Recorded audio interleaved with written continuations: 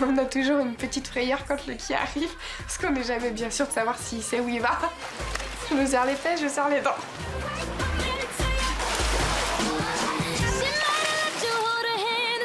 Ah, c'est l'apothéose, c'est très bien. Nos jeunes chouettes et frais ont maintenant 4 mois. C'est des grandes.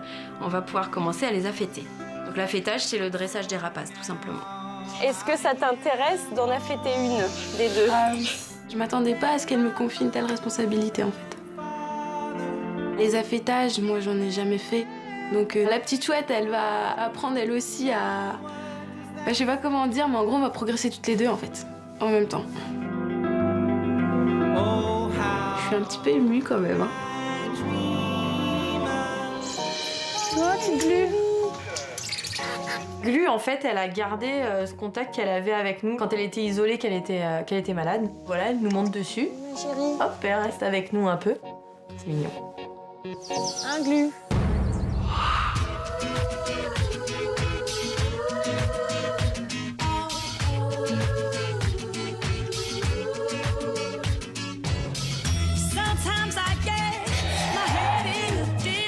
Alors aujourd'hui, c'est mon jour de repos, mais je reviens car on a une réunion pour les Eaux Olympiades avec toute l'équipe.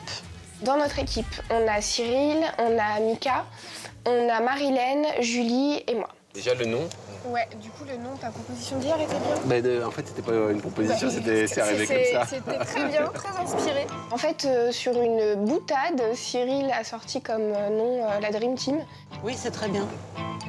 C'est spontané. Allez, hop. Voilà, bon, là, donc ça le nom. Bien. Oui. Ça te va, Julie? Ah oui, parfait. Bon, voilà, Ça envoie du rêve. C'est l'équipe gagnante. C'est le nom de l'équipe qui va gagner. Faut qu'on en fasse combien d'épreuves Je pour crois que ça qu'on en soit a équitable? au moins 3 chacun. Le but de la réunion, c'est vraiment de définir l'ordre de passage de chacun sur les épreuves.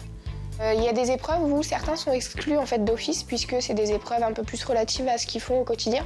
Donc ensuite, voilà, on adapte aussi selon les plannings de chacun, les disponibilités. Tu veux commencer? Allez. Oh là là, elle va être dure celle-là. Allez. Ça me motive, je trouve ça sympa. En plus, c'est l'occasion voilà, d'être avec des gens qu'on côtoie pas forcément tous les jours. Alors, ça veut dire que c'est moi qui ai 4 épreuves. Pourquoi c'est moi qui ai 4 épreuves? Parce que... T'es exclu nulle part. C'est ça. Et puis, ça reste quelque chose de bon enfant pour s'amuser et puis pour clôturer peut-être une saison. Donc ouais, je trouve ça sympa. Impeccable. Bon, ben alors, à très bientôt.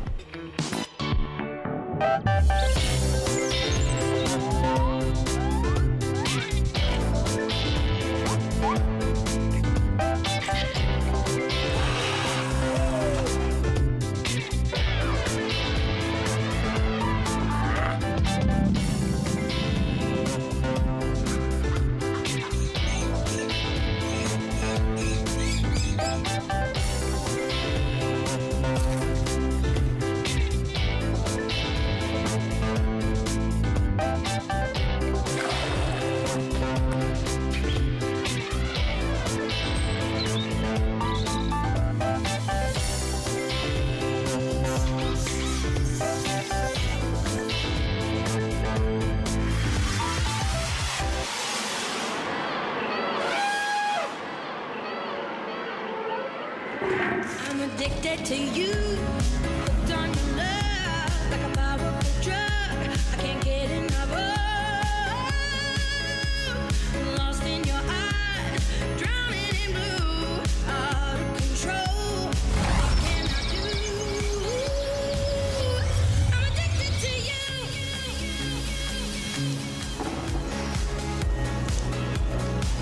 Ce matin, je pars sur la sortie du secteur dont on a la charge, qui comprend donc les coatis, les chats pêcheurs, 2 haras Rona et les attelles. Allez vite. Voilà.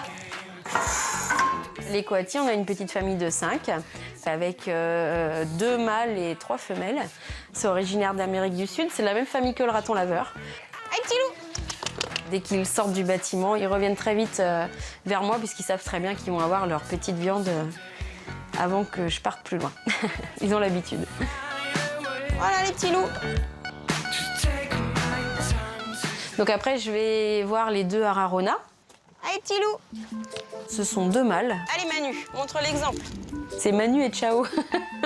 C'est très... En fait, au début, on en avait qu'un qui était baptisé, Manu. Du coup, on est parti sur un petit jeu de mots. On a baptisé le deuxième Ciao. On a rigolé avec ça avec Mélanie. On a trouvé ça sympa. Donc, c'est Manu et Ciao. C'est des oiseaux qui s'entendent très très bien. C'est pas un couple reproducteur, mais c'est un couple de potes qui s'entend bien. Donc, c'est déjà pas mal. Donc, le matin, on donne un petit peu de fruits secs aussi, qu'on dispose un petit peu partout dans l'enclos, histoire de les occuper un peu. Aujourd'hui, le gros extra sur le secteur, c'est le ratissage de l'île des Attelles. C'est pas simple d'aller ratisser l'île des Attelles puisqu'il faut y aller en barque. Il faut mettre la poubelle, bien sûr, la ratisse, le petit déjeuner des Attelles, sans renverser aucun de ces trucs-là. Puis après, la grande aventure commence. Je rame jusqu'à l'île des Attelles.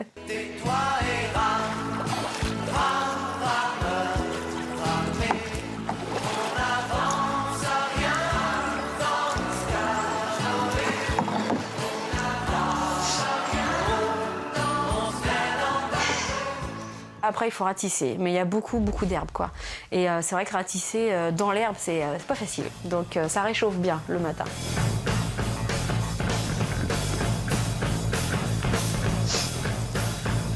Une fois que c'est fait, il faut recharger la poubelle pleine, donc forcément beaucoup plus lourde. Il faut remettre tout ça dans la barque, bien s'asseoir rapidement dans la barque avant de, de basculer. Ah! Enfin, voilà, c'est tout un art. Après, du coup, les attelles peuvent sortir. Donc là, c'est pas compliqué du tout. Ils sont très pressés de sortir en général le matin. Donc j'ai juste à ouvrir ma petite trappe. Ils sortent direct, ils sont contents. Ils vont récupérer leurs petites pommes et leurs salades sur l'île. Tout va bien.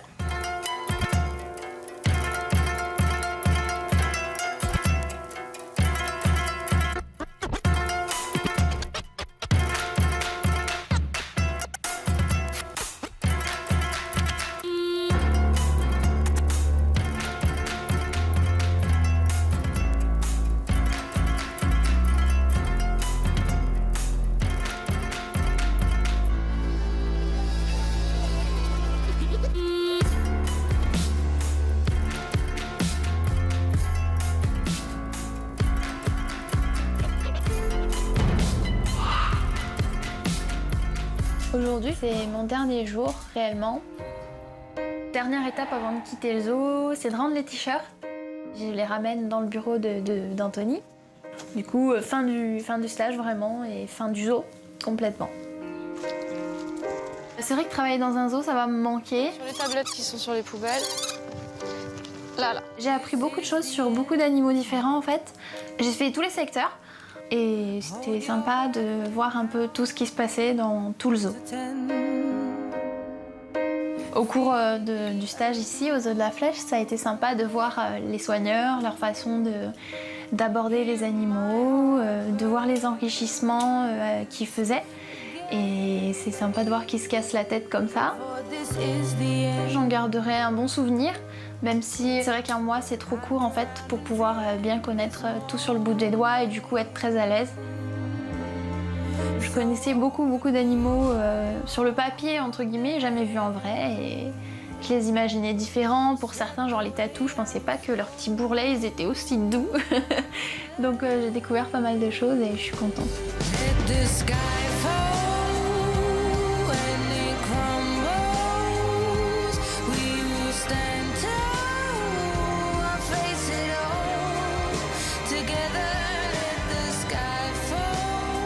Ça clôt en fait pour moi un chapitre dans lequel je me dis que je sais que le contact avec les animaux c'est quand même quelque chose de très important pour moi.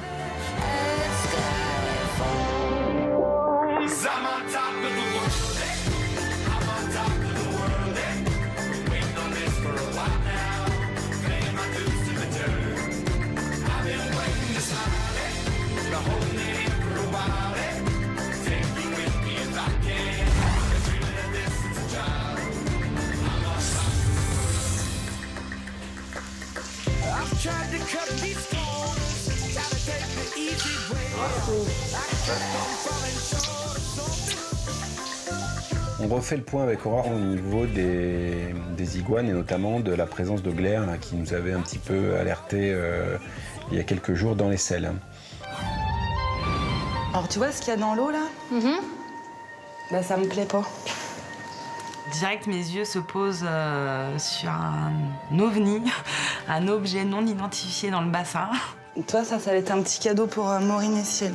Ce qui m'inquiète, c'est que on n'a pas l'habitude, c'est pas normal de retrouver une crotte comme ça en fait. Faut pas jeter, hein. Je le récupère et puis je le garde pour le montrer à Cyril. Je vais voir Aurore pour lui donner les résultats des analyses qui étaient en cours donc, pour les iguanes. Ouais, regarde en dessous, ça. Ouais, je vois. Il y a encore un truc accroché. A priori, on n'a rien trouvé. Il faut continuer à explorer pour trouver ce qui se passe. Ce qui est pour moi plus motif à questionnement, on va dire, c'est le fait que l'animal présente des ballonnements, en fait. Il a des gaz, en fait. Voilà. Des flatulences, ce qui n'est pas normal, ce qui signe un déséquilibre du fonctionnement de la flore digestive. C'est pour les iguanes, ça? Ouais. La première chose qu'on fait dans ces cas-là, c'est de revoir la ration alimentaire.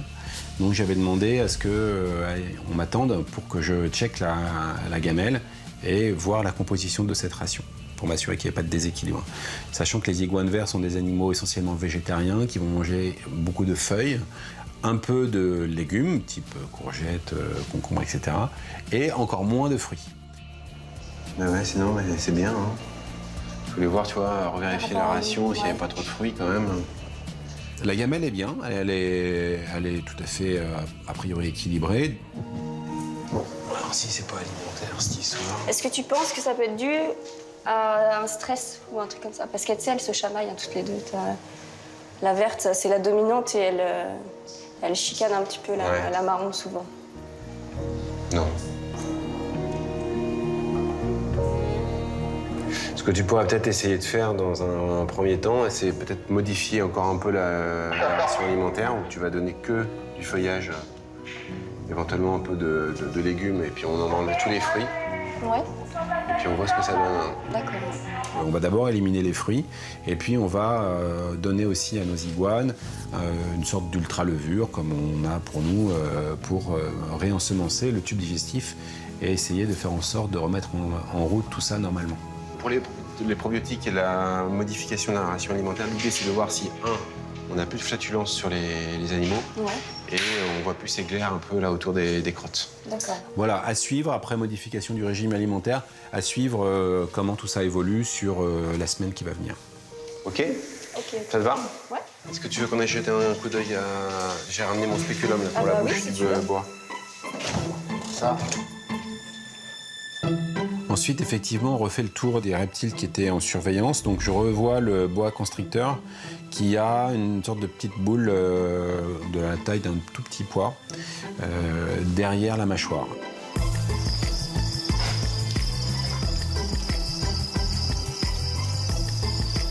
D'abord, j'ai un peu du mal à le ressentir, et puis ensuite, par palpation, paf, on arrive à le rechoper.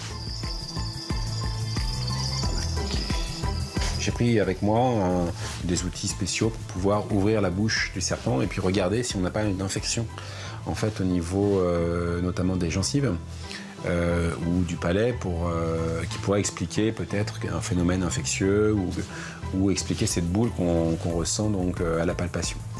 Écoute, c'est nickel. Bon. Tu vois, je vais vérifier s'il n'y avait pas un petit début d'infection au niveau de la bouche, mais non, il n'y a rien. Ce que je te propose, c'est de suivre comment ça évolue, cette histoire-là. Si ça grossit ou pas. Mhm. Donc, on voit, t'as vu la taille, à peu près un petit pois. Ouais. Je vais voir si ça... tâter. Pour l'instant, j'ai pas d'explication sur ce que c'est que cette petite masse. Peut-être une sorte de petit granulome qui a poussé là, donc difficile de dire ce que c'est précisément. Donc on va être obligé de... Pour l'instant, je préfère attendre de voir comment ça évolue avant de me lancer avec mon scalpel ou quoi que ce soit. Donc je préfère attendre de voir comment ça évolue. Ok. Bon, l'examen de la bouche, il est normal.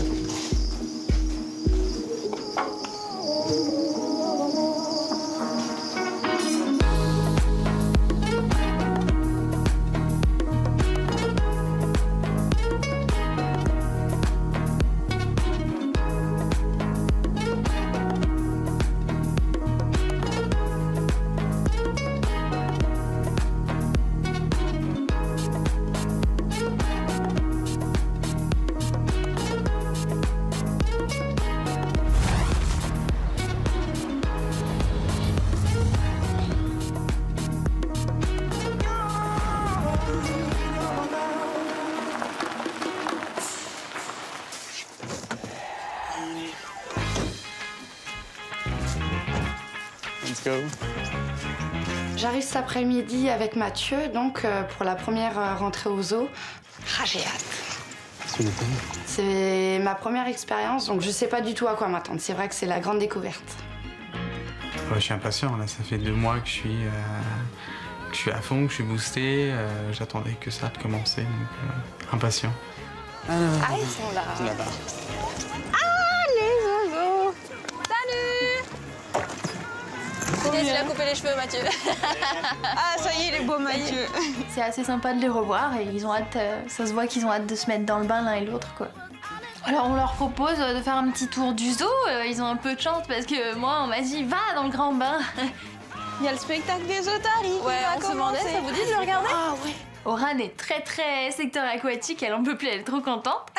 Bon alors je vous avertis, c'est mon squat là-bas. Alors ouais, moi sans être méchante, hein, je pose un peu mes marques. Ah bah moi qui voulais. Bon. Non mais pendant mes jours de repos, tu vois. Genre mais la meuf quoi, tu auras le droit si son Altesse le décide. On passe par les manchots, donc ils voient les manchots, ils sont tout gaga. Oh, c'est trop mignon. Viens voir après là, c'est énorme. Ensuite on passe par les loutres d'Asie. Elles sont attentives, hein. Oh là là, c'est trop mignon. Elles te suivent en fait dans l'eau, c'est trop chou. Oh, vous allez voir de toute façon. Ensuite on passe à Taiko, l'ours polaire. Et le petit Taiko. J'ai l'impression d'être le matin de Noël là.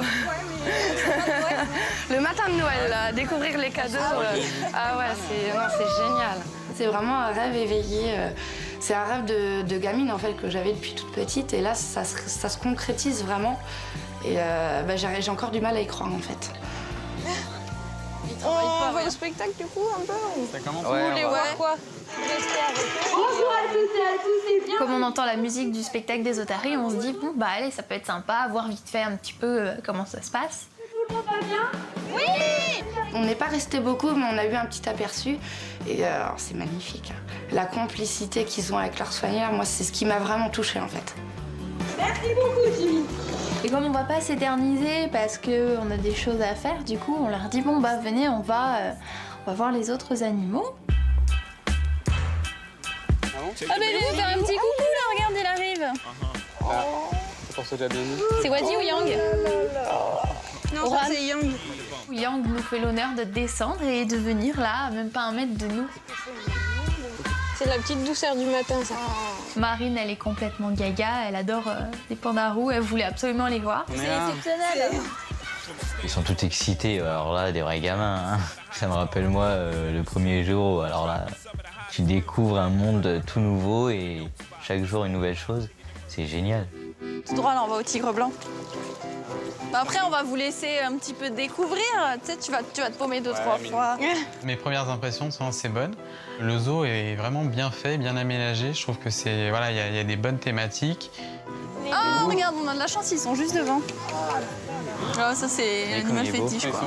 Le zoo, je le trouve vraiment très bien. Les animaux, ils ont des enclos magnifiques. Le peu que j'ai vu, ils étaient dans leur petit cocon, quoi.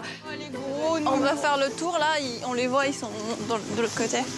On décide de clore la visite par les lions blancs parce qu'ils ont hâte de voir les lionceaux. Mathieu, il nous en a parlé. Oh, merci Yabou. Voilà, là, on a de la chance de l'avoir juste devant. Yabou nous fait l'honneur d'être juste devant la vitre, posé, mais vraiment à ça de la vitre. Trop bien. Et les petits et la mère derrière. T'as vu les yeux? Moi, c'est les yeux que j'aime. Ah, mais t'as vu les Et pattes? les pattes. C'est vrai, quand on les voit comme ça impressionne. On fait pas la fière devant. Moi, j'imaginais ça plus petit, en fait, et quand on va là, mais... Non, mais ils sont trop vénères, là. On les a énervés, C'est Hugo. Pendant qu'on regardait les lions, les chimpanzés se sont un peu manifestés. Il va tout casser. Là, c'est Mayumba, et là, c'est Hugo. Voilà.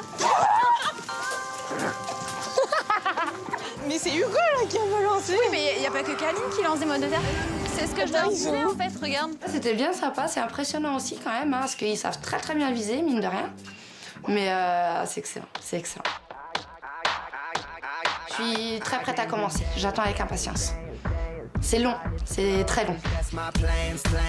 Ah, hâte que ça commence. Ça fait 2 mois que j'attends. Ça y est, je suis prêt. J'ai envie de mettre les mains dans le caca, j'ai envie d'y aller et Non, et de découvrir les espèces, parler avec les soigneurs et puis en apprendre un maximum.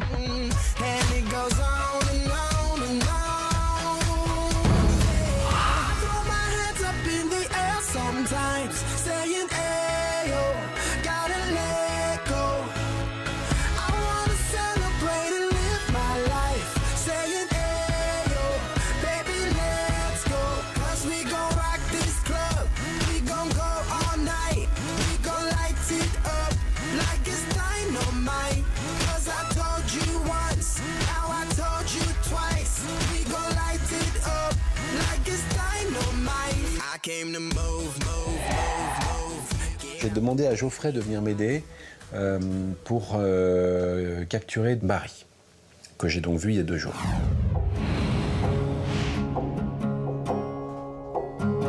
J'ai vu qu'il y avait en fait une asymétrie au niveau des membres postérieurs, qu'il y a une masse qui était assez grosse, je trouvais, au-dessus de la cuisse. Et ce qui n'est pas normal, c'est que c'est pas symétrique. Donc l'idée, c'est que pour savoir ce que c'est précisément, il faut aller faire une biopsie. Donc, on revient voir Barry avec l'idée de faire une biopsie sur cette masse pour déterminer la nature de cette masse. C'est pour ces boules là. Donc j'attrape, Geoffrey maintient ensuite l'animal et j'endors tout de suite Barry avec un anesthésique pour pouvoir le tranquilliser et le transférer ensuite à l'infirmerie. À toutes? Oui.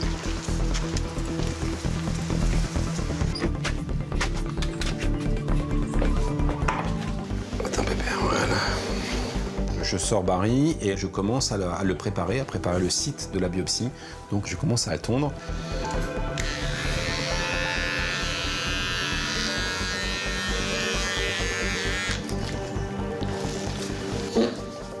Et là, je commence à entendre aussi des râles. Ce qui n'est pas normal, c'est l'intensité. Et je constate qu'il n'est pas tout à fait conscient au moment où il émet ces signes-là.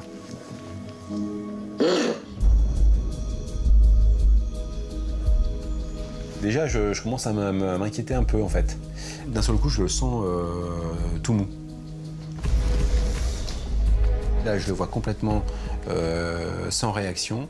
Oh là, oui, il y a un souci. Et j'ai l'impression qu'il ne respire plus.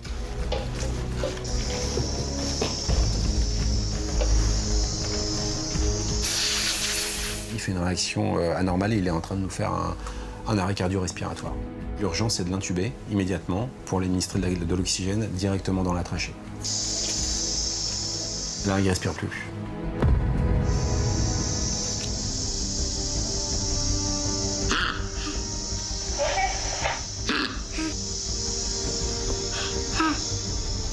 J'arrive à l'intuber une première fois. Ça prend quelques minutes, peut-être 1 ou 2 minutes supplémentaires pour tout fixer au niveau de la sonde. Et je me dis, tant pis, là, maintenant, il faut absolument que je lui fasse l'injection. Donc je laisse la sonde comme ça, je refais l'injection, mais à ce moment-là, la sonde glisse et ressort de la trachée. Et je suis tout seul.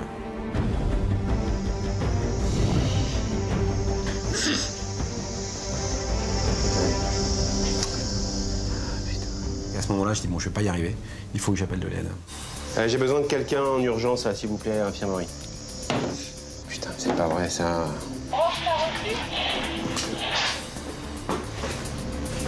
Faut que quelqu'un me tienne la sonde parce que je peux pas le ballonner et en même temps le sonder. J'arrive et je vois un cata allongé sur la table, endormi. Cyril me demande un coup de main pour lui placer une sonde. Ouais, tu vas me tenir la lampe, là. À l'intérieur de la bouche, je vois la trachée, ouais, comme ça. Au moment où je lui demande ce qu'il y a, là, il me dit il est complètement... on est en train de le perdre, il nous lâche. Donc là, je sais pas quoi faire. Donc voilà, j'attends les ordres de Cyril. Faut juste que tu me tiennes ça comme ça. Tiens, enlève-moi le masque, tire sur le masque, voilà. Ok, tu me tiens ça comme ça, tu le tiens ici et au niveau de la bouche, tu vois, pour pas que la sonde elle glisse. C'est un animal du parc, c'est un être vivant, donc forcément, ouais, j'ai pas envie qu'il meure devant moi. Quoi que je fasse, j'avais 0 réaction. C'est comme si l'animal était mort. Là, je suis en train de le perdre, ouais. Ouais, là, je suis en train de le perdre. Je commence à faire tout de suite les injections et j'ai envie de dire c'est les injections de la dernière chance, quoi. C'est-à-dire qu'à un moment donné, on se bat, pour essayer de récupérer l'animal qui part. Tout peut s'arrêter d'un moment à l'autre. Le cœur, à un moment donné, peut commencer à fibriller et après c'est fini, quoi.